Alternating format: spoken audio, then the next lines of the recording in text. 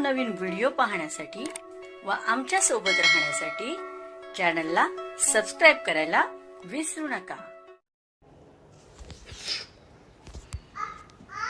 तर बघा काय माहिती आहे, राज्यातील राष्ट्रीय पेन्शन योजनेअंतर्गत कार्यरत कर्मचाऱ्यांना दिनांक 31 मार्च 2026 पर्यंत पेन्शन विकल्प सादर करण्याची अंतिम मुदत देण्यात आली।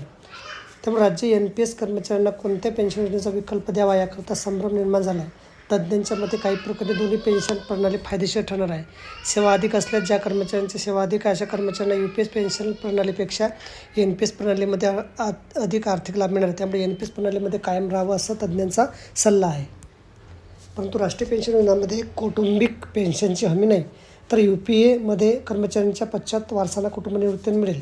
त्यामुळे UPS पेन्शन योजनांमध्ये कौटुंबिक पेन्शनची सुविधा मिळणार आहे। UPS पेन्शन प्रणाली केंद्र सरकारची युनिफाईड पेन्शन प्रणाली अंतर्गत केवळ शेवटच्या मूळ वेतनाच्या 50% रक्कम पेन्शन म्हणून मिळेल असे तरतूद आहे। यावर मागे भत्ता मिळेल याबाबत स्पष्टीकरण करण्यात आलं नाही। UPSच्या तुलनेत NPSमध्ये अधिक पेन्शन मिळणार आहे नक्की। तर बघा, अशा प्रकारे अत्यंत महत्त्वाची माहिती आपल्याला समजली असेल। व्हिडिओ सुद्धा आवडल्यास लाईक करा, शेअर करायला विसरू नका। धन्यवाद।